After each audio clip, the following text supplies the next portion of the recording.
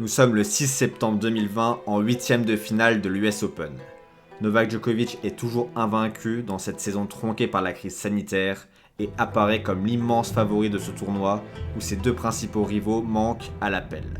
L'un s'est fait opérer du genou, l'autre prépare sa conquête d'un 13e titre porte d'Auteuil. La pression sur les épaules du Serbe est donc maximale. La victoire est obligatoire, la défaite impossible. C'est dans ce contexte et un stade Arthur Ashe vide que le drame se produisit.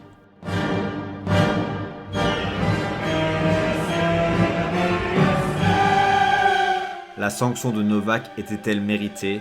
Nous allons voir ensemble si cette disqualification était légitime, s'il y avait déjà eu des précédents, puis nous terminerons sur un top des disqualifications les plus emblématiques de l'histoire du tennis. Mais avant de commencer, générique.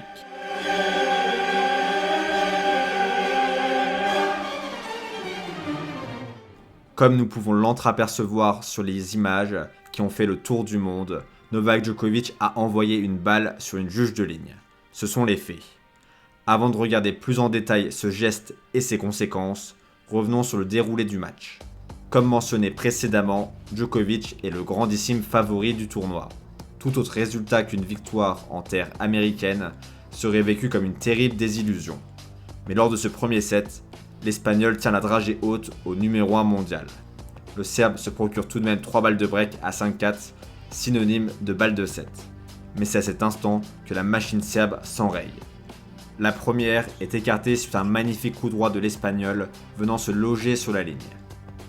La deuxième est sauvée suite à un long échange conclu par un mano à mano au filet, Novak en souris jaune. La troisième est effacée par l'Espagnol face à un Djoko un brin passif qui réalise son premier geste d'humeur. Et quelques minutes plus tard, le Serbe se fait breaker 6-5 et c'est le drame. S'apprêtant à rejoindre sa chaise, Nolé envoie une balle sur la juge de ligne qui s'effondre. Le geste est involontaire, mais sa balle a coupé le souffle à l'officiel. Cela nous ramène quelques années auparavant où un journaliste posait une question aux Serbes sur l'éventualité d'un tel événement. Does it concern you that one day that could cost you dearly? I mean, if the ball had hit someone today, is that something you think you ought to address? You guys are unbelievable. Why is it unbelievable? Yeah, because you're always picking this kind of things. It's incredible. A posteriori, cela prête à sourire. Mais la disqualification du Serbe était-elle justifiée ? Sur quelle base s'appuie-t-elle ? Djoko a enfreint le règlement des tournois du Grand Chelem. Plus précisément, il a violé l'article 3 relatif aux infractions des joueurs dans l'enceinte du tournoi, section N du Code de conduite des joueurs. Cette section N prévoit qu'un joueur ne devra pas frapper ou jeter une raquette violemment, dangereusement ou de colère dans l'enceinte du tournoi, à l'exception d'un point pendant un match.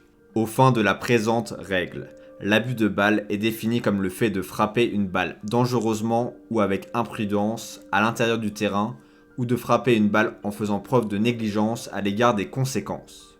Ainsi, les faits sont bien prévus et qualifiés dans le règlement. Djokovic a commis un abus de balle en frappant de manière imprudente et faisant preuve de négligence à l'égard des conséquences. Ici, le fait de toucher une juge de ligne en envoyant la balle. Petit aparté juridique pour éclaircir tout ceci. En droit, il existe un débat philosophique sur l'application des lois. Est-ce qu'on doit suivre la lettre ou l'esprit de la loi ?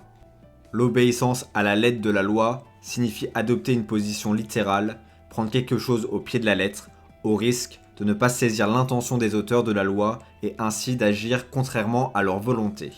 A l'inverse, l'obéissance à l'esprit de la loi peut entrer en conflit avec le texte interprété au sens premier ou donner une trop grande latitude au juge.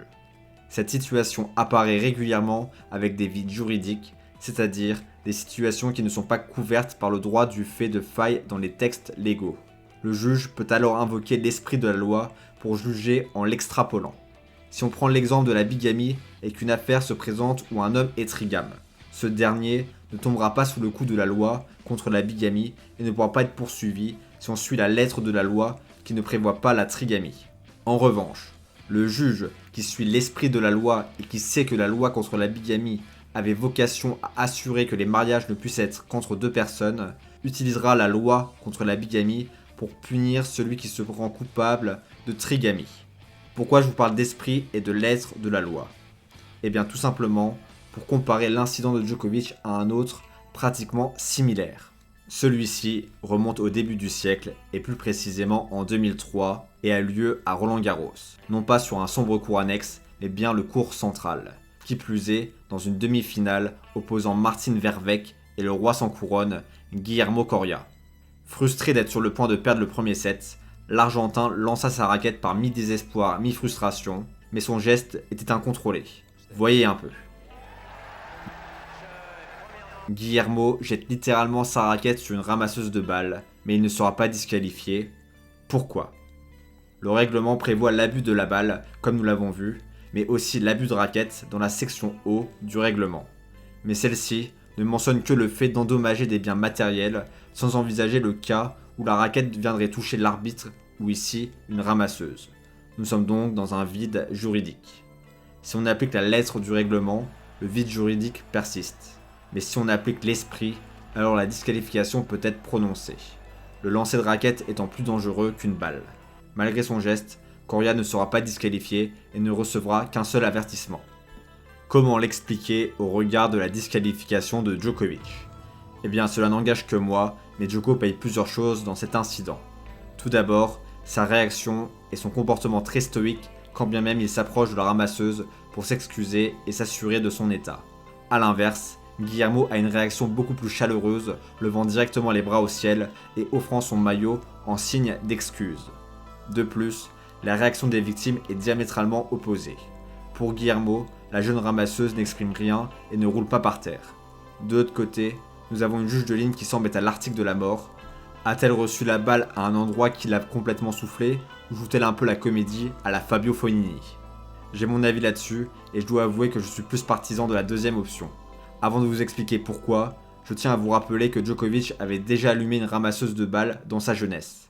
Cela avait été involontaire au cours d'un échange, sans aucune conséquence et même accueilli dans l'hilarité de tous.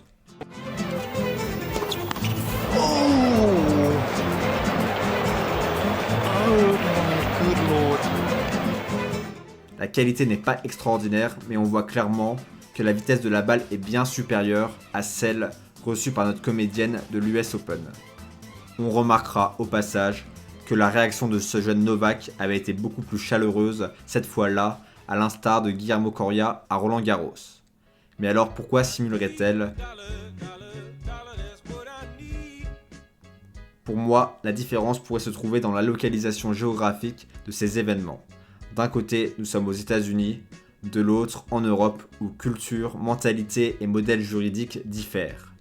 Dans le modèle anglo-saxon, il est monnaie courante d'aller en justice afin d'en tirer un profit pécunier, soit par des dommages et intérêts ou par un accord à l'amiable qui prend la forme d'un versement contre l'abandon des poursuites. Cette différence en matière juridique a des conséquences sur le comportement en société et sur les incitations à aller ou non en justice. Les individus peuvent avoir intérêt à en rajouter sur chaque incident pour des raisons mercantiles. Ow, what the hell, man? Listen, Starlight Express, I'm going to give you a 9.6 for technique, 0.0 for choice of victim. I'm a lawyer. Furthermore, does a steaming pile of crap scream payday to you, huh? The only way that entire car is worth $500 is if there's a $300 hooker sitting in it. Now, let's talk about what you owe me for the windshield.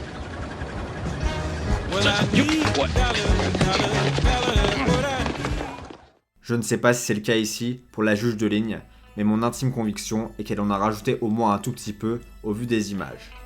En revanche, si Djokovic l'avait atteinte avec ce missile, l'exclusion aurait été méritée et sans appel.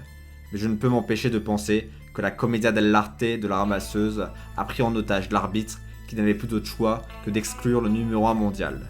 Avant que les anti-Djoko me sautent dessus, je tiens à signaler que je ne suis pas spécialement fan du Serbe, mais je préfère simplement que les rencontres aillent jusqu'au bout que de le voir éliminé sur une disqualification.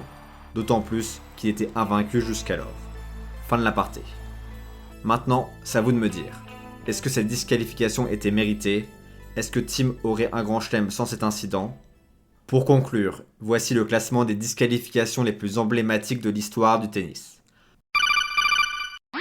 Attendez, on me dit dans l'oreillette que cette vidéo est déjà bien trop longue et que je dois l'écourter. Qu'est-ce que tu fous ? Le public de YouTube n'est pas capable de se concentrer plus de 10 minutes. C'est l'algorithme qui le dit. Et pourquoi tu t'emmerdes à faire des vidéos tennis sur YouTube? Tu ne sais donc pas que le spectateur moyen a plus de 60 ans? Réveille-toi Beyond. On est en 2021. Terminé.